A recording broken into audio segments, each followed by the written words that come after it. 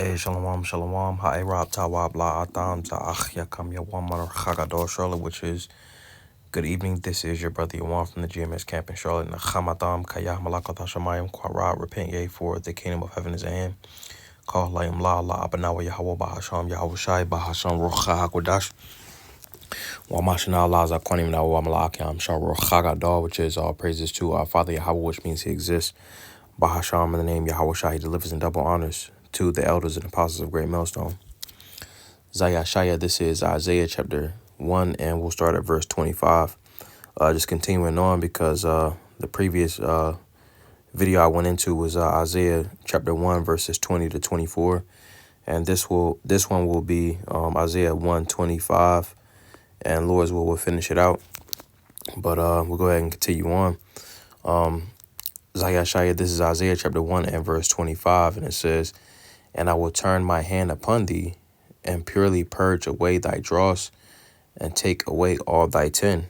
All right, and I'm going to get a quick precept. Actually, I'm going to read this in the NLT, then I'm going to get a precept. But this is Isaiah chapter 1 and verse 25 NLT. It says, "I will raise my fist against you. I will melt you down and skim off all your slag. I will remove all your impurities." All right, and that's twofold, you see, because the Lord is going to remove the impurities from the nation of Yasha'Allah. All right, being 2/3, 2/3 of the land is going to be cut off. All right, with 1/3, being that remnant. You see that that choice silver, that choice gold, that fine gold. All right, so I'm gonna also get this, you see, because the Lord is in that process of taking away, the impurities. All right, from the elect. All right, from the straight gate. All right, pursuant to Bonsarat, the 2nd chapter. All right, it says Bayat. It says, "Wherewithal shall a young man cleanse his way? By taking heed thereto, according to thy word." All right, and Bayat goes into your house. That inner man. The scriptures say, therefore set thine house in order. All right, in Esdras. All right, set thine house in order, which ultimately it starts, by subscribing to this truth. All right, you see, because the rooms in our house have to be built up. All right, this is Zamashaya. This is Proverbs 24 and verse 3. It says, "Through wisdom is in house builded, and by understanding is it established." All right, so by subscribing to the Lord Yahweh Shai, essentially our house is builded. It says, and by understanding it is established. All right, so ultimately getting the understanding, the wisdom, knowledge, and understanding of the scriptures is ultimately how we become established. It says, "And by knowledge shall the chambers be filled with all precious and pleasant riches." All right, which those chambers, that word is chadaryam, which is going to be the rooms. All right, you see, so here, you got, I'm gonna run it back. Proverbs 24 and 3, it says, "And by knowledge shall the chambers be filled with all precious and pleasant riches." All right, and those those precious and pleasant riches are going to be established. All right, and the wisdom, knowledge, and understanding of the scripture. So here, all right, you got the fear of the Lord. Here, you got the reverence. Here, you got the piety. All right, here you have, you have brotherly love, charity. All right, all of these are comprised in the fear of the Lord. All right, which can be found in the scriptures. All right, going back to where it says, "Through wisdom is in house builder." All right, we're built up. All right, when we go back to this, we're built up. All right, our house is built up. All right, ultimately by being cleansed by this word. All right, by subscribing to this word. All right, and replacing those worldly habits that we once had. All right, with the new habits. All right, that new creature, that new man, which is essentially the ways that we put on when we subscribe to this truth. All right, so going back to Isaiah chapter 1 and verse 25, it says, "And I will turn my hand upon thee, and purely purge away thy dross, and take away all thy tin." All right, 2/3 is going to be destroyed. All right, and then the Lord is taking away the impurities. All right, from the elect. All right, going into that the straight gate. All right, so it says, "And I will restore thy judges as at the first, and thy counselors as at the beginning. Afterwards thou shalt be called the city of righteousness, the faithful city." All right, and we'll get this, you see, because the Lord is in the process. I'm gonna get this too. Zayah Shai, this is Isaiah chapter 62, and we'll get verse 2. It says, "And the Gentiles shall see thy righteousness, and all the kings thy glory, and thou shalt be called by a new name, which the mouth of the Lord shall name." You see, and when we get this word for new, it says chadash. Salah. It says chadash right here. It says new thing, fresh. The root word says to be new, renew, repair. The Lord is repairing. The Lord is in the process of repairing the nation. All right, starting with the elect. So going back to Isaiah chapter 1, and we was at verse 26. All right, and it said, and I will restore thy judges as at the first, and thy counselors as at the beginning. Afterward thou shalt be called the city of righteousness, the faithful city. You see, so we're gonna get that eminence back. All right, we're gonna get that preeminence, whereas, now we are at the bottom. We gonna be back, on top. Let's get this real fast. You see, because this is synonymous, and this corresponds with that. Zayashaya, this is Isaiah chapter 52 and verse 1. It says, awake, awake, put on thy strength, O Zion, put on thy beautiful garments, O Jerusalem, the holy city. For henceforth there shall no more come into thee the uncircumcised and the unclean. Shake thyself from the dust, arise and sit down, O Jerusalem. Loose thyself from the bands of thy neck, O captive daughter of Zion. All right, and ultimately, this is going to be in the kingdom to where, we're going to be changed and we're going to be made perfect. You see, so we're going to have that eminence forever.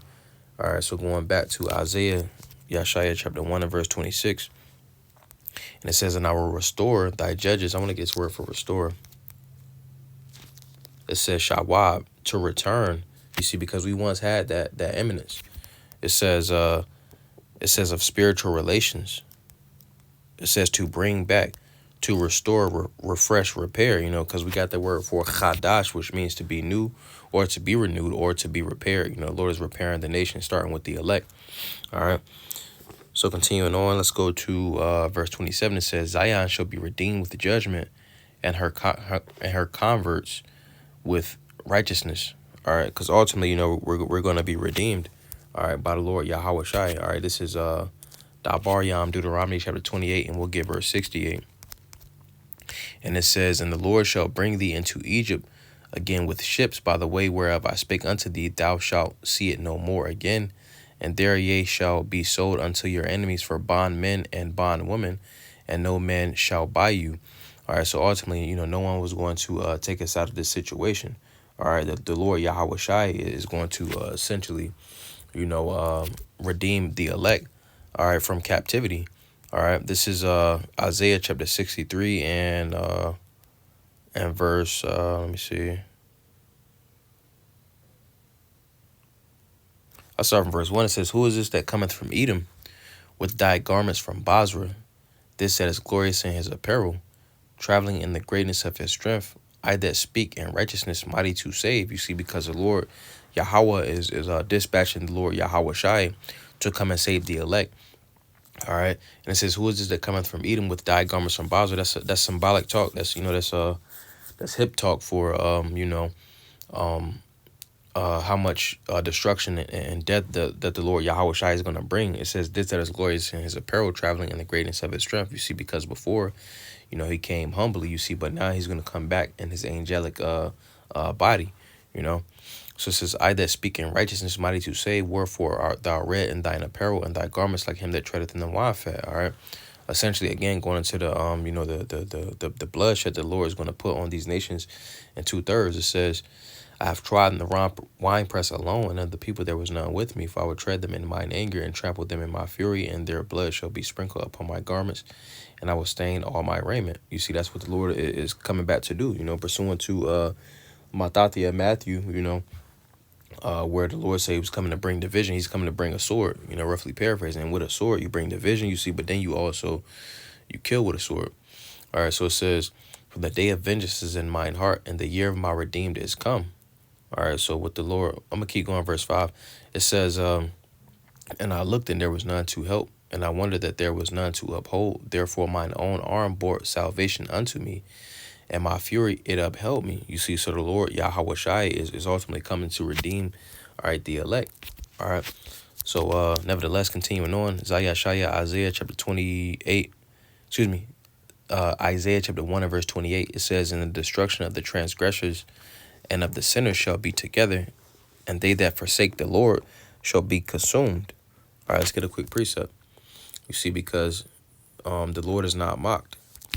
You see, so those that are essentially working wickedness, they're not going to, they see it as a benefit right now, you see, but the Lord rewards men for the works that they're pushing out. You see, so if you're pushing out good things, you'll receive of salvation. You see, but if you're pushing out negativity and going back to Isaiah chapter 1 and verse 28. All right, if you are a transgressor, all right, if you're a sinner, okay, and if you forsake the Lord, essentially, that will be worthy of destruction. All right, pursuant to Proverbs, the first chapter and 32nd verse, it says, "For the turning away of the simple shall slay them, and the prosperity of fools shall destroy them." You see, because it says prosperity, all right, because ultimately, people have their life, whatever they do in their life, and they feel as if, it makes them prosperous, it makes them feel good, you see. But ultimately, this word for prosperity goes into Shawah, H7962, and it says quietness, ease, prosperity, security, genuine or false. So that gives them a sense of security, you see, but it's a false sense of security, you see, because what makes it false is that, what's going to happen to them in the end is going to be destruction, all right? As what it says in the latter, it says the prosperity of fools shall destroy them. All right, going back to Isaiah chapter 1 and verse 28, because sin is going to be rewarded. Everybody's going to get their reward, whether it be good or whether it be bad, And pursuant to this verse right here, it says, "And they that forsake the Lord shall be consumed." Right? And that's just what it is, Verse 29, it says, "For they shall be ashamed of the oaks which they have desired." Excuse me. "For they shall be ashamed of the oaks which ye have desired, and ye shall be confounded for the gardens that ye have chosen.